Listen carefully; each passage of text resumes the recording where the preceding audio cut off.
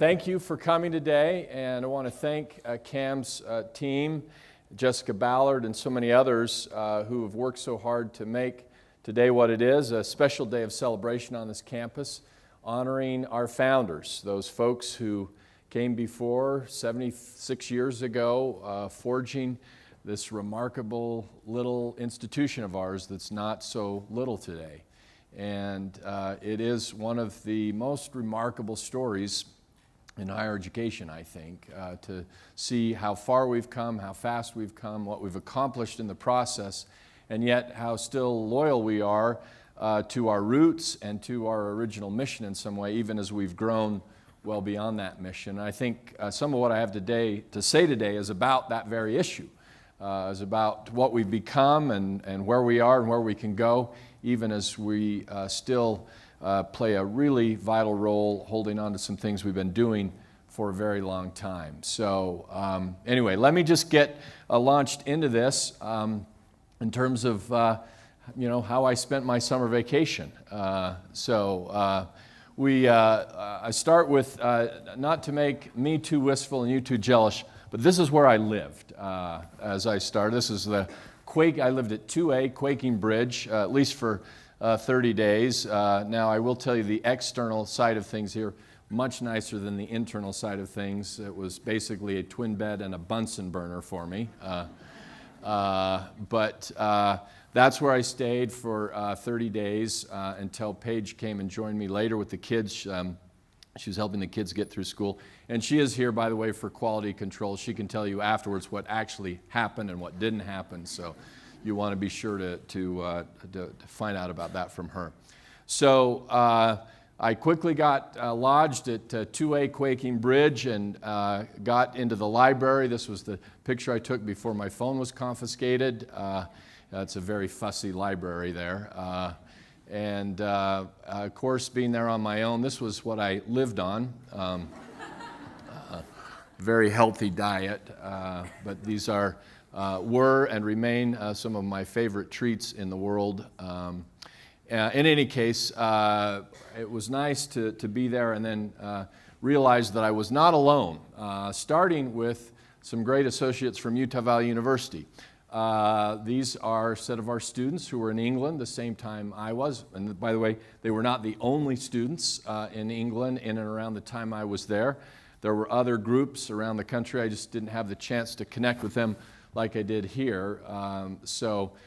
This is a group led by some of our faculty members, Howard Fulmer and Travis Lovell from the School of the Arts. It's a great engaged learning project, and you may have seen some of their work in the past where they brought together students from design and photography and English to put together a very high quality book that is then sold, and the proceeds of that fund the project moving forward. But they've done a book about the national parks. They're working on a book on the Civil War sites. But this year, the project was the Legend of King Arthur. And so they came, and again, it's this interdisciplinary project.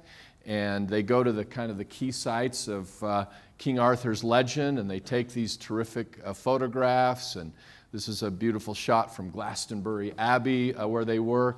And you'll see this is one of our sketch artists. And so the art students kind of draw an artistic impression sketch of what's going on. The photography students take the still shots. The English students write up the kind of what's going on in and around, the history, why it's relevant, and then they bring it all together and they do the producing of it. It's a very impressive project that I think is emblematic of the kinds of things we're doing here at UVU with our engaged learning. So it was fun to be part of them. There's a Tor Hill, a famous King Arthur legend site, and really enjoyed them.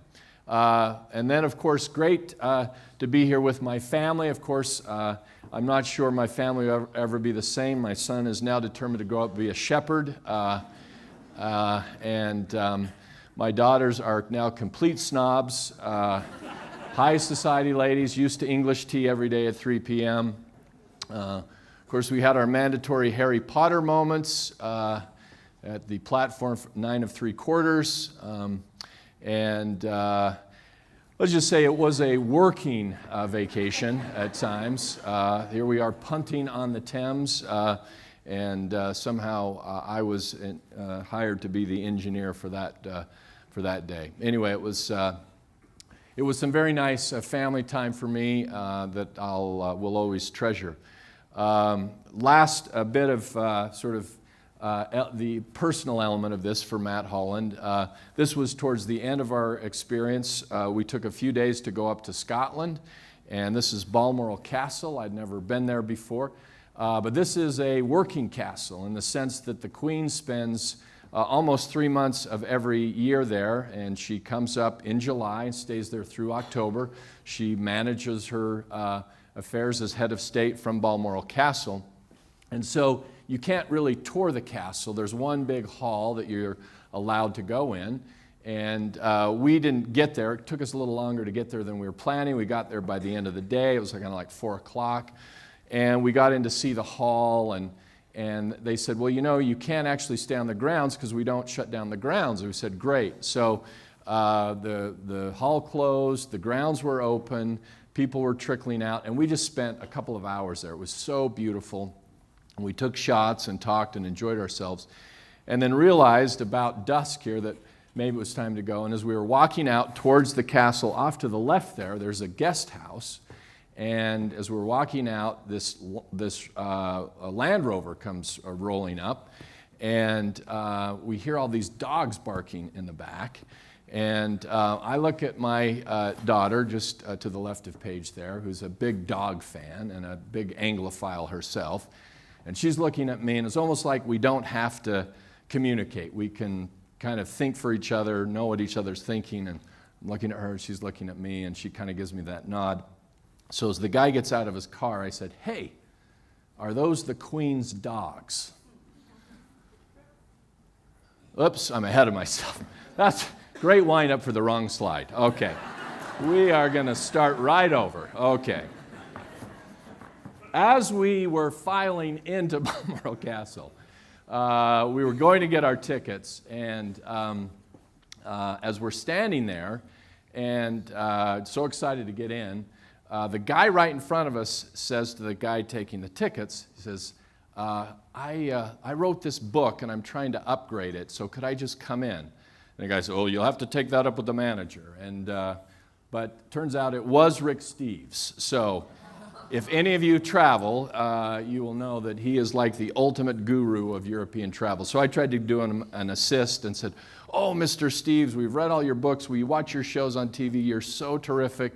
And then the clerk said, well, apparently I didn't know who you were, and let him in. So anyway, that was back to my other story now. What a clown. We saw the Queen's dogs.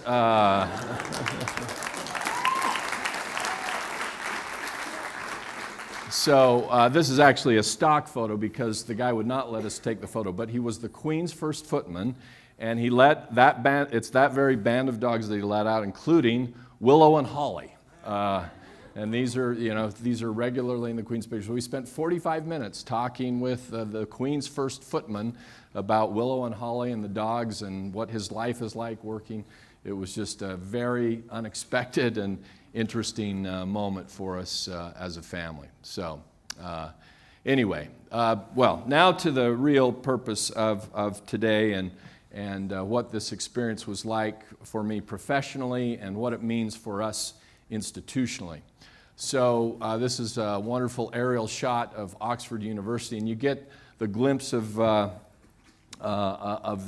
spectacular skyline that is Oxford, and it's very much still a kind of medieval town, if you will. And Oxford University is in many ways still a medieval institution. So Oxford University is made up of roughly 30 quasi-independent colleges. So each college has its own faculty, its own policies, its own set of buildings, its own students that it admits, and yet they function under this larger rubric of Oxford University. And it's kind of, frankly, difficult to navigate your way through that.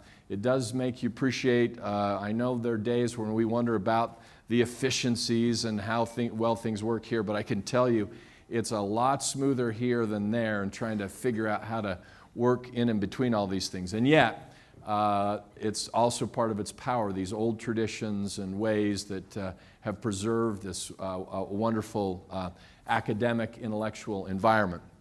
So anyway, this is a kind of an aerial shot of Oxford. And we got to associate with more than just one college. So this is Christ Church College. This was right across the street from where I was based at Pembroke College. This was the one where my kids wanted to attend the most because that's where Harry Potter was filmed. The Tom Tower in the background is a beautiful Christopher Wren piece of architecture. It's Christopher Wren's first architectural design project that he did, and then went on to become one of the most storied architects of all time. This picture of Harris Manchester College, and a picture of my new friend, Dr. Ralph Waller, who is the principal. That's his title, which my kids appreciated since their friends at school at Orem Elementary always ask me if I'm the principal of UVU.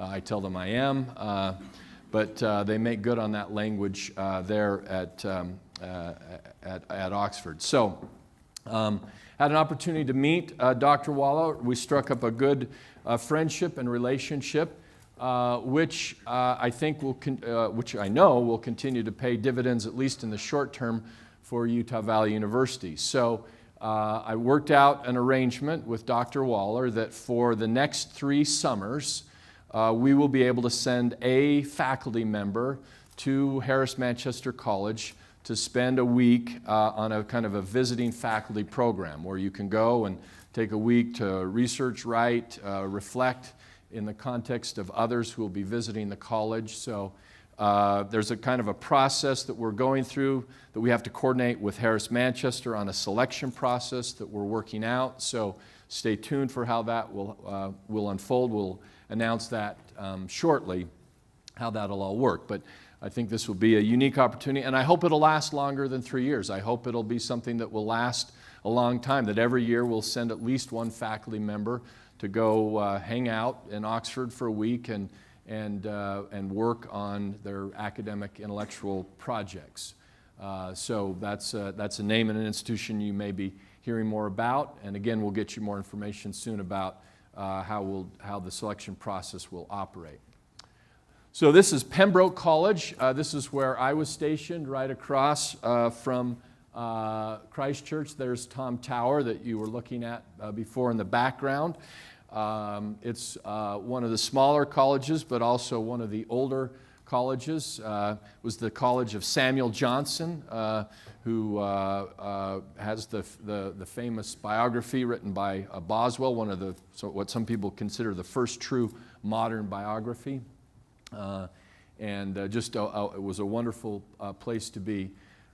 Maybe I'll start with, well, let me wait for just a minute on that. Let me tell you kind of how I got there and the proposal that led to it. So there is a regent policy that says after 6 years, a serving president qualifies for a 3-month leave of absence. And so when I hit 6 years, I was, informed that, I had that option to exercise, but I didn't take it. We had too much going on. There were too many critical issues at stake, and I just didn't think that was a good use of my time or served the institution very well. The policy's there by design. These are demanding jobs, and the theory is it's just good to take a little break and step away and do almost anything and then come back kind of recharged. But that didn't seem right for me then. Year 7, sort of the same thing. But as I went into year 8, I thought, that would probably be a good thing for me to do in many ways personally. But I also sensed there were some unique opportunities. So by year 8, I had done some things in Oxford. I'd lectured there. A couple of times we'd taken our Roots of Knowledge windows there. I'd started to develop some relationships, and I thought, well, maybe out of that there could be something where I could take this leave and do something that would really not only be good for me, but really help advance the institution and our aims and objectives. And so I started to reach out to some of the people I knew, including some of the folks at Pembroke and other places. And there were 2 or 3 kind of options that floated up out of that. And one of them was that Pembroke had this position they called a senior associate, and they had one available for Trinity terms. So Oxford operates on a kind of a trimester. And so it started actually kind of the week before graduation. So I wrote them and said, look, I couldn't be there until after our graduation here, but if there's availability and I could come a week late, here's what I would do. And the idea is that you're to propose a couple of public lectures and then what you want to work on as an individual scholar. And so I laid out a couple of things that I would do. And it started with this idea of Jefferson and Madison. This is something I'd been thinking about before I came to UVU. It was a project I'd sort of started and just have had to put to the side because of the busyness of my administrative life. When just after the Constitution is passed, and we're now moving into sort of making it real, if you will, Madison is now a member of the leadership of the House of Representatives, and Jefferson is a minister to France representing the new nation and trying to secure international support and financing. And these two are best friends. Jefferson's a kind of a mentor to the younger James Madison, and Madison was keeping him informed of what was happening at the Constitutional Convention, which Jefferson was not there for. And so after the Constitution's written, the nation is underway, if you will, they start this correspondence on a topic. And what Jefferson says is, he said, Madison, I'm sort of over here, I'm paraphrasing, Madison, I'm over here thinking about this new freedom that we've got. We've got this new democratic regime that honors freedom. All men are created equal. And this idea that this generation should be free to pursue life, liberty, and happiness. If we're serious about that, if that really is something that belongs to all men, then shouldn't it not only belong to this generation, but shouldn't that also be true of future generations? And if it's true of future generations, then doesn't that mean this generation, the current generation, should make decisions with their freedom that perpetuate that freedom? In other words, that this generation isn't free. Freedom doesn't mean you're free to do whatever you want.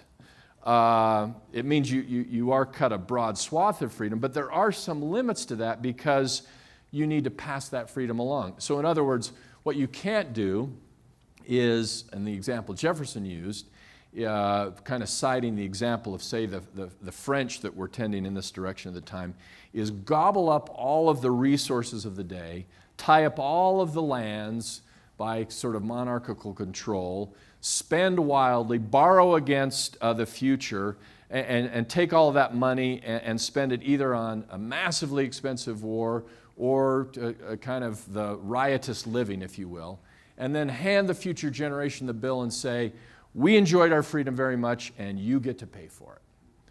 And Jefferson, that cannot be right. That cannot be consistent with our principles that we've laid out in the Declaration of Independence and the Constitution. And if that can't be right, then what limitations does that place on us?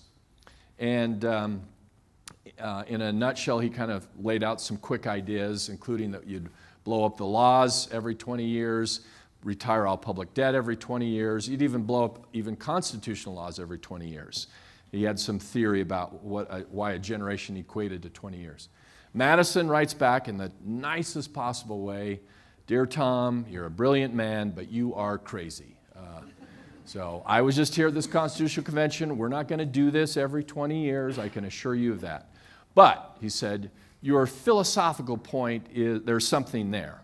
And this idea of freedom and future generations is something that we need to deal with more concretely than we have. And that's the gist of their correspondence. And it's interesting in and of itself, but it's also incomplete. And so what I wanted to do is to say, this has been understudied in the literature. It only gets a little bit of attention. What really was going on in the exchange, and what implications does it have for us today? So there's a historical piece of unpacking it, and then a philosophical, theoretical piece about what might it mean then and what should it mean for us today. So that was my main academic project that I proposed to explore. Now, I'm going to say just one more thing about that, and then I'm going to kind of set that aside. So I spent a lot of time, as you saw that opening picture, just in a library, like a regular grad student, PhD student, researching faculty member, if you will, thinking about that, writing about that, and I've got the makings of a paper that I'm going to send off for publication. And I will be talking about this in more detail in a kind of a more traditional academic sense on December 5th at 1 p.m.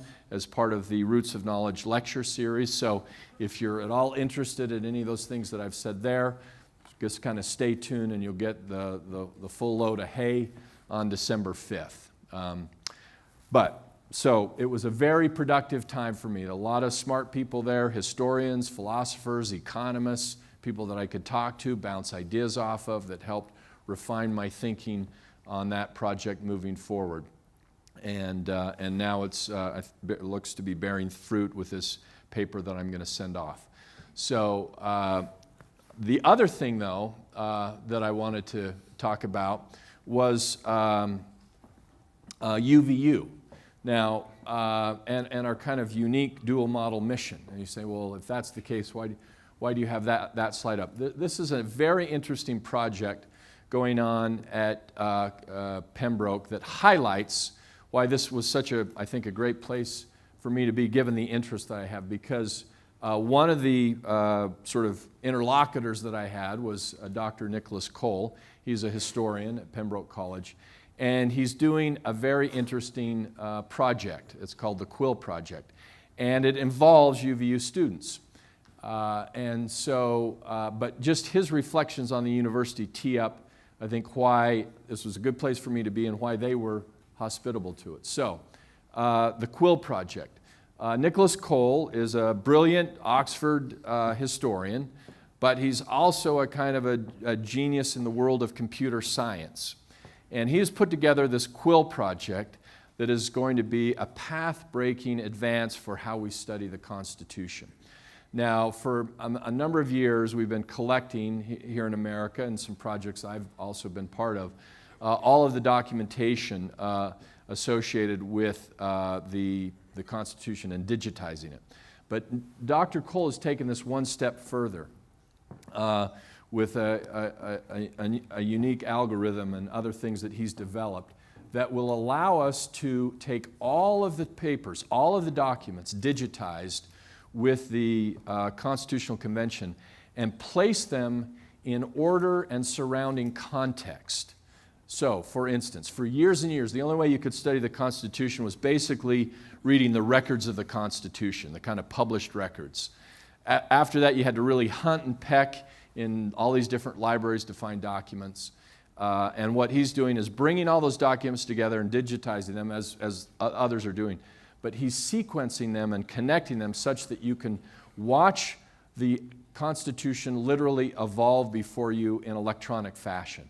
So that on day one, you not only look at the records of the Constitution, you look at committee meeting minutes, you look at committee meeting votes, you look at outside proposals that came that didn't actually get passed, but what you start to see then is the negotiated process, the way this document unfolds. And this opens up a whole new level and realm of scholarship moving forward. And so this will be a path-breaking thing. And I'm very proud that our Center for Constitutional Studies has supported this. And here is what a statement that from their latest report from the Quill Project that I've just lifted out word for word. It's a little bit long, so you indulge me as we read this. But in their formal report, it says, our relationship with Utah Valley University's Constitutional Studies Center remains important to our project. The first group of interns helped us to test and refine the software and was critical in allowing us to launch the publication of the 1787 Convention records so quickly. The second group of interns are working on using our software to model the work of the 1895 Salt Lake Convention that wrote Utah's Constitution.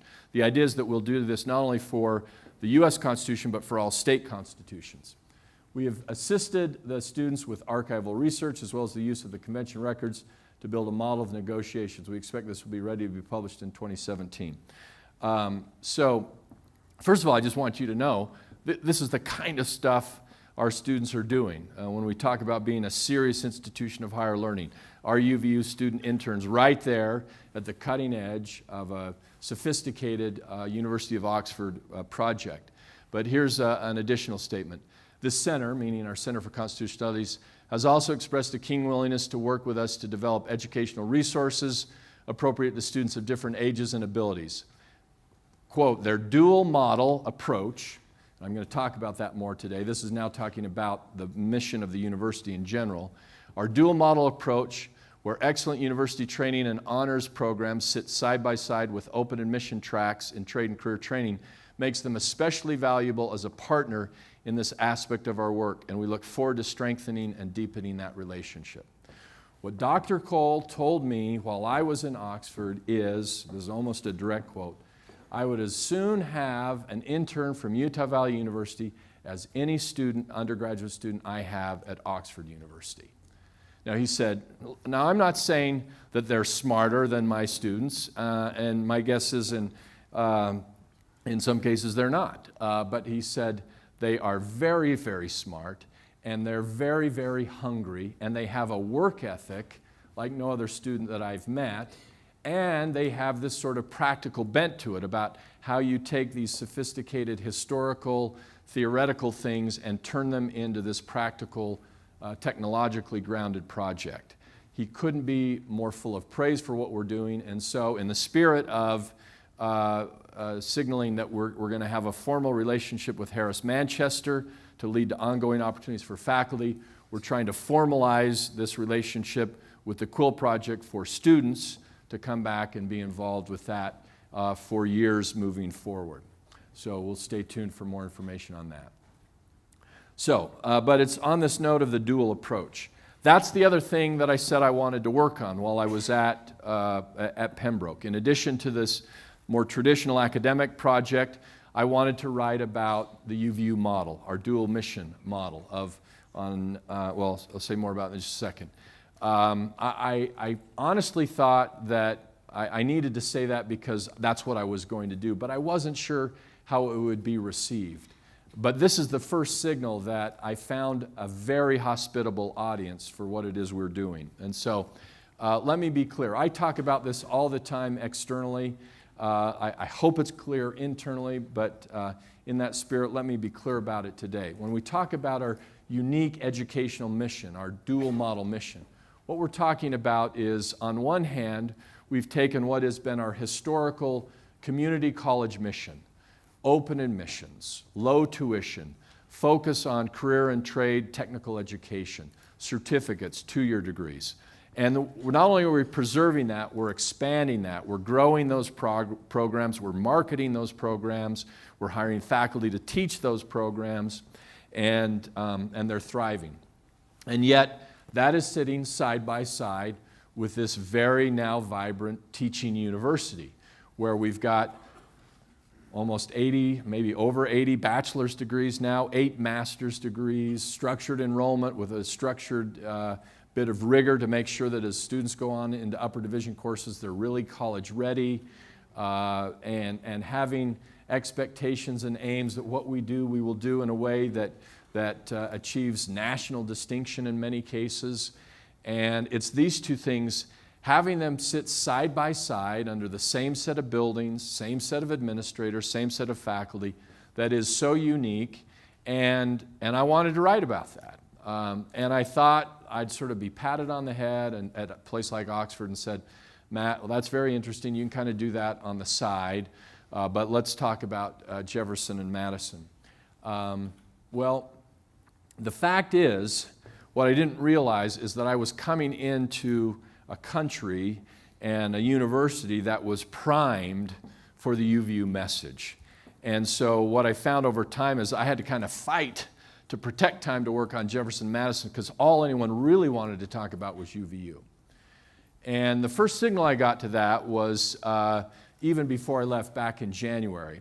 This caught my eye, and this was frankly even as I was starting to formulate the proposal to go to Oxford. But here was Theresa May, the Prime Minister, who issued this press release about an industrial strategy she was developing for the country.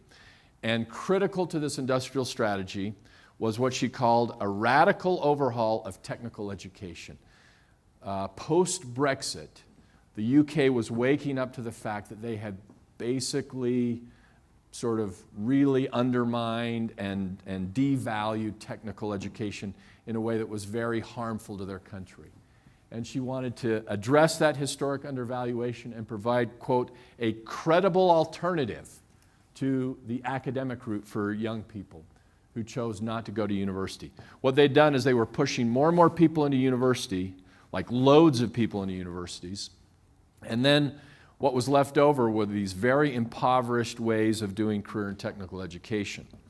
And this was creating this kind of divide in the country, not just a workforce level of preparation divide, but a cultural divide, a socioeconomic divide. And she knew that critical in the post-Brexit world was overcoming some of those divides through reform of education. So, I knew that was true coming into it, but then it picked up steam once I got there. So at Pembroke, I started to have these conversations about what we're doing, and a smart economist just said, well, there's a book you need to read. I said, great. So he recommended this piece by David Goodhart, and I suddenly realized it was on the kind of the best-selling list in the UK. David's a very smart public intellectual who's written, I think, the best sort of analysis about what happened with respect to Brexit in the UK. And the title of his book is called The Road to Somewhere. And here's the basic thesis. He said, probably the single biggest source of the divide when it comes to Brexit in the UK is not money, it's not history, it's not tradition about whether you're a blue blood or a working class or not, it's how we educate people. And he said, what we've got right now is an educational system that educates people for somewhere, meaning, and this is sort of the trade and technical side of things. You are trained, and the facilities aren't that great, the training's not that great, it's sort of a diffuse curriculum, and then you're trained to do something like a neighborhood where you grew up in. And if that goes away because of technology or because of immigration, you're stuck because you've been trained to do something in that area right there. He said, by contrast, we've got the road to anywhere, and that's the university path. You're given this cosmopolitan vision of life. You're given a skill set that's portable and cutting edge, and you can just as easily take that university degree as thousands of UK students do and come to America and work, go over on the continent and work, and you've got the skill set to do it, you've got a kind of a cultural lens to do it, you've got freedom, you can move anywhere. And he says that's what's happening in the UK right now, is that the somewheres are stuck and they're feeling threatened. And the anywheres are confused, saying, well, what's the big deal? Why wouldn't we want more globalization, more advancement, more freedom of goods and services? Because they've missed that their counterparts here just haven't gotten what they've gotten to adjust to the new world. And so he, at the same time, Theresa May was calling for this closing of the gap between university and vocational students. He was making the similar pitch. Then a third thing happened. Again, in just every time I turned around. So I went to a conference while I was there. I was invited to participate on the Oxford Character Project. Now, this is a very interesting thing that's developed at Oxford University, stemming out of this idea from one of their famed economists who made the statement in a very famous public lecture. He said, there's no doubt that Oxford University produces thinkers and leaders, but does it produce wise thinkers and good leaders?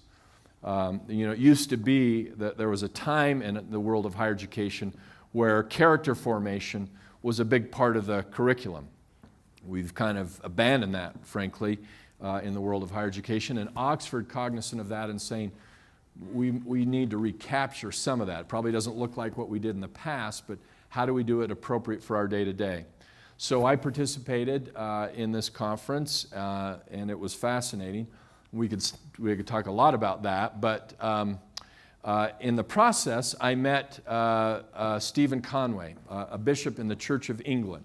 So a major figure, this would be like a cardinal in the Catholic Church, who was tasked with representing educational interests for the Church of England. He was part of the conference, and he stood up and gave this impassioned plea for a vocational education and how the Church of England was embracing this because they could see that so many of their parishioners were struggling because they didn't have opportunities for good quality vocational education, and that university education also had to respond a little more rapidly to real world demands. So I went up and afterwards talked to him, told him a little bit what we were doing. He was just fascinated. He said, "Can I take you to lunch? I got to pick your brain about what you guys are doing." I said, "Absolutely." So that relationship started. And then, again, I just come back to Pembroke, and I'd have these daily lunches and often these evening meals. And again, I'd kind of start talking about Jefferson and Madison and other sort of more traditional academic projects, and it seemed almost every conversation would somehow end up with, "But tell us about what you're doing at UVU and this model and the things that you're hearing." And to the point that it affected something where I was zigging, all of a sudden I was zagging. So the Rothmere American Institute, this is kind of the center at Oxford University for the study of American history, American politics, American social science. And that was one of the deals as part of my being a summer associate at Pembroke, was that I would give a public lecture. So they put me in contact with them. We started this dialogue about what I would talk about, and I started down this path about Jefferson and Madison. Oh, they said that sounds very interesting. What else are you working on? I mentioned the UVU project and said, "That's what we want you to talk about. We want you to talk about higher education policy and what you're doing at UVU. That's the key hot topic for us right now at the Rothmere American Institute." And so I took an afternoon and sat with faculty members and graduate students and laid out for them an idea. And this was the idea, that Utah, little old Utah, has an answer to Prime Minister Theresa May's call for a credible alternative to the traditional university. And I'm not going to take you through the whole presentation right here, but let me give you just some of the highlights. So I started with a couple of books that I was reading and thinking about in the context of higher education, which I do regularly. One of them is this book by Tom Friedman called "Thank You for Being Late." And there are a number of smart things that he has to say in this book, but this is one of the more memorable aspects of it. He cites this, the Teller graph from Eric Astro Teller of CEO's Google X. And the idea here is that over time and through history, human adaptability is a positive slope. We get better, we adapt to a changing world around us. And technology has been changing too, but it's over time changing more and more rapidly until at some point, not that long ago, thanks primarily to the advances in microchip processing and related technologies, technology is now moving faster than human adaptability. So just think about that for a minute. Somewhere along the line here, we're going from horse and buggy to the combustible engine. And at some point, we're going from the combustible engine to mass production of the Model T, okay? Each of those stages, you can see, is happening over years, where there's plenty of time to adjust. I mean, you just think about, you got cars on a road. Well, if only 2 people in the town have a car and it's going to be 10 years before they're 20, you got time to make public policy about stop signs and stoplights and codes about driver's licenses and all of that, okay? And so for many of those years, we've just been fine to have technology humming along because we could move accordingly. But now, we're past that. Technology is moving faster than we're moving. There are a number of implications for this, but one of them, critical, according to Tom Friedman, is we have got to have this new social contract between education and the rest of the world, if you will. The new workplace will be reshaped by the age of accelerations, and it will demand multiple new social contracts, including one between educators and student. We've got to move faster, and we've got to adapt more practically to the world around us, or we're going to have big problems. And it's not just, again, reacting in the context of technology. Social policy, individual health and well-being, all of that's got to be factored into this. He also tells the story in light of this to explain what he means, a story by Don Graham, longtime fabled publisher of the Washington Post. And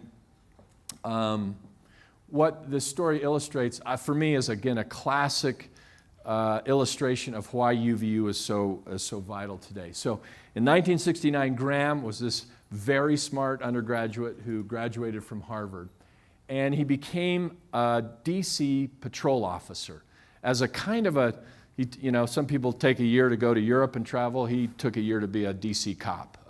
It's kind of a personal social experiment. And he said that one of the primary things he wanted to do is see why did people do this? Why would people go into that career? And he said the answer was clear, absolutely clear, which is it was just the best job you could get in large numbers with a high school degree. If you had a high school degree, you could easily get a job and you could forge a good life, a good kind of blue-collar life, if you will, have a decent home, raise a family, whatnot. Well, things are different now. And they're different not only in DC, but they're different here in Utah. For starters, police today use sophisticated technology, and their job is heavily influenced by data analysis. So again, the world's changing more rapidly, and it's more complex, and it means that we need more and more sophisticated education at all levels of education. And therefore, a university like ours becomes especially valuable. And that's what I think the folks in the UK were responding to. So Theresa May lays out this industrial strategy. She says the problem is technical education's fallen behind. And she had a solution, a radical overhaul of technical education. There were two key components of this. One is develop 15 new clear pathways, if you will, within training for technical education. And foster those at different institutions, and then put $170 million pounds sterling to develop a set of new institutes of technology. Well, when I saw that second bullet point, the bells and whistles started to go off to me, because if you do the conversion rate on 170 million pounds sterling, at least when I was reading the report, it translates into about $220 million, US dollars, which is the budget of UVU. So I got thinking about that. Is that really what she wants to do? I mean, if that's the kind of money they've got, you're going to go build one institute of technology and think that's going to solve a national problem? And so my proposal then, in this context, was take Theresa May's 170 million pounds sterling and channel it into regionally targeted institutions of two kinds. They have these FE colleges. They don't really have a community college system like we have. They have these FE colleges that look more like kind of schools of continuing education where you could take a night class or whatever. Said put money into those that are existing to enhance their programs with maybe offering higher degrees or at least upper division training, or take more undergraduate focused institutions and universities and introduce and expand more sophisticated technical programs, a la what we're doing at UVU. And I just have to tell you, this was the idea that just sort of started to take off, and people saying that's something that is doable from a financial perspective. It builds on existing institutions, and it's right in the sweet spot of where we need to improve moving forward. So I laid that out, and then I went to a lecture by the Vice Chancellor of Oxford University. Now, Vice Chancellor is their term effectively for president, so she's the president of University of Oxford, and gave this talk called Universities in the Age of Populism. The title caught my eye, and she was doing it at Pembroke College. Pembroke was also the beginning of the genesis of the Fulbright Fellowship Program, and she gives the annual International Fulbright, she gave the International Fulbright Scholars Program lecture. And it was so interesting to listen to her talk. I can't tell you how many times she said, we've got to be more engaged with our communities. We've got to be more responsive in a practical fashion for our students and for the way that we train them and launch them into the world beyond. And this is at the most elite, intellectual, ivory tower-ish, if you will, universities in the world. And their vice chancellor saying, we've got to adapt. So we then went into a Q&A session. I let a couple of questions go by and then raised my hand. I said, now, Vice Chancellor Richardson, maybe I'm hearing what I want to hear. But as I listen to you talk, I hear that you would be sympathetic to an approach where you would blend vocational and university education at the same institution. And she said, I think you may be hearing what you want to hear. That wasn't the answer I was looking for. All that says is, I think what she was saying is, we're not going to do that at Oxford, okay? But what was interesting is the minute she finished, this guy on the other side of the room starts raising his hand, like wildly waving, to the point where the moderator said, oh, it looks like I'm neglecting another part of the room. And the guy speaking was Keith Burnett. And I had just read the week before this essay that Keith Burnett had written in a prominent UK publication titled The Industrial Strategy, Stop Polarizing Vocational and Academic Students. Now, Keith Burnett is the Vice Chancellor of the University of Sheffield, and he said, Louise, and he was friends with her, he said, Louise, I got to tell you, we can do this together. We have to do this together, and we're doing it at University of Sheffield, which is one of the top universities in the UK, and actually has a fairly advanced, sort of post, graduate set of programs well beyond what we have. But they've started an advanced manufacturing center. They've expanded apprenticeships by the thousands, and they've gotten corporate sponsorships to support it. And anyway, it led to this very fruitful exchange, and I made a beeline over to him afterwards and said, hey, I got to tell you about my institution, what we're doing, and I'm sensing a real interest in this. And he said, absolutely, let's talk, let's get together. So all of this was brewing. When I then had lunch with Baroness Nicholson, and she's a member of the House of Lords, and she had invited me for lunch. I met her through a couple of other means, if you will, including she was prominently involved with our Roots of Knowledge project, and a good colleague friend of mine works in her office. So anyway, she invited me down for lunch and asked me what I was doing. I gave her the report about Jefferson and Madison, but I said, I got to tell you how surprised I am with the level of interest at Oxford in the UVU model and this way that we're kind of holding together a community college function and a university function. She said, well, of course people are interested. This is like the issue of our day that we're dealing with. How do we improve and enhance vocational education even as we also make university education more responsive? She said, you've got to come to Parliament and you have to present on this.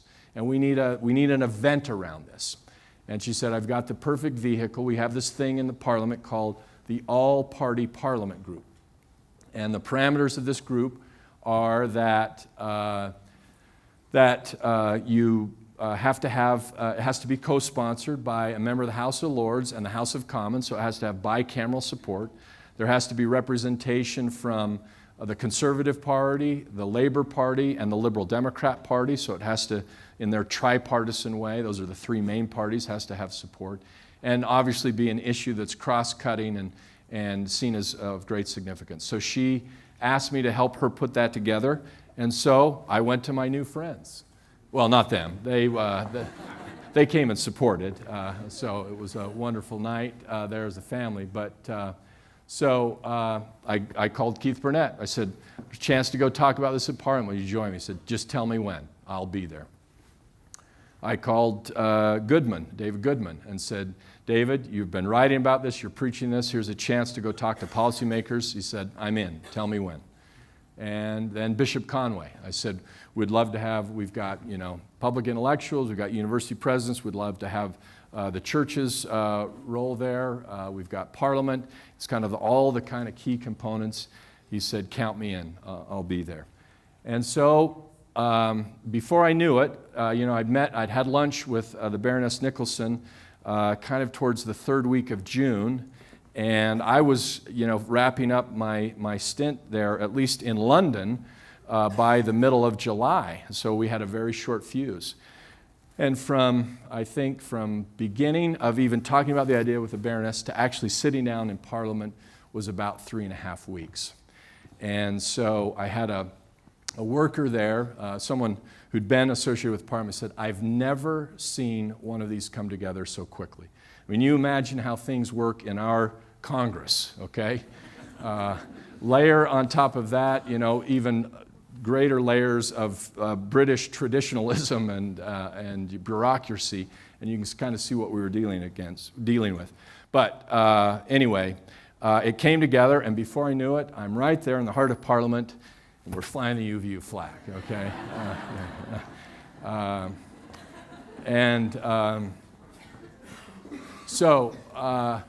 And it was a great conversation, and it was so nice to be able to talk and to feel like, what I would say about what we're doing at UVU had this analog, where Keith would say, "Yeah, and here's what we're doing at University of Sheffield," and to have the bishop kind of stand up and start preaching to us basically about how vital this was from a kind of a moral character perspective. And so it was just a rich discussion. But I have to tell you that there was just question after question about UVU. And it was standing room only. It was supposed to go for 90 minutes, and it lasted for 2 hours. And they wanted to know everything from, how do you make it work? You got students who come from such different, perspectives. So we talked about structured enrollment. We talked about how we've stayed open in missions. Everybody's welcome here. It's an inclusive atmosphere that way.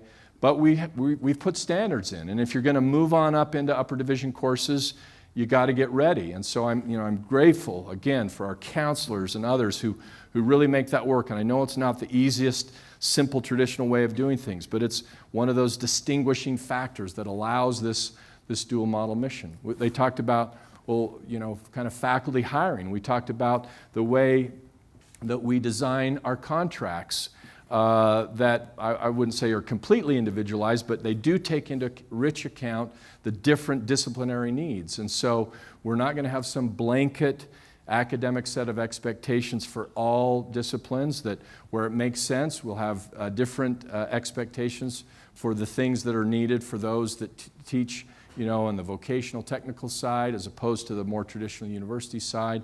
And so we push those going forward, but we make sure that whatever those standards are, that they're high and they're real and they're rigorous, and we're serious about that.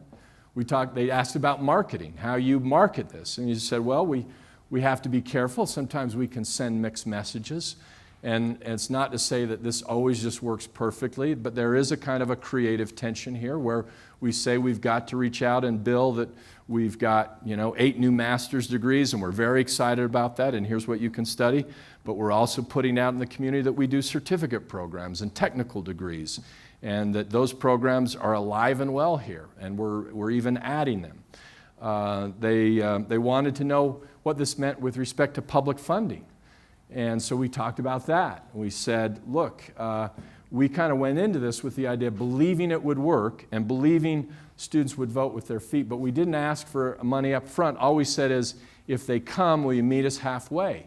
If we can show you that this is a good growth strategy, a way to help the state deal with this growth that's coming, then will you meet us? And so the first couple of years, it was really lean as we were growing and people were kind of waiting to see if the model was working. But then, as we were having success and the economic aspect of the state seemed to turn around, we got a massive infusion of legislative funding. We talked about the acute funding initiative and how that was not just a matter of fairness, but a matter of a kind of a vote of confidence in what we're doing and the return that we were giving to the state for what we were about. And so it just was one of the most gratifying things I can possibly, I think, have experienced.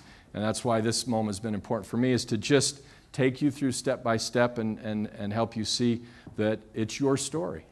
It's your story I was bragging about in the Houses of Parliament, and people were eating it up. And it wasn't just the interlocutors from different places and political stances.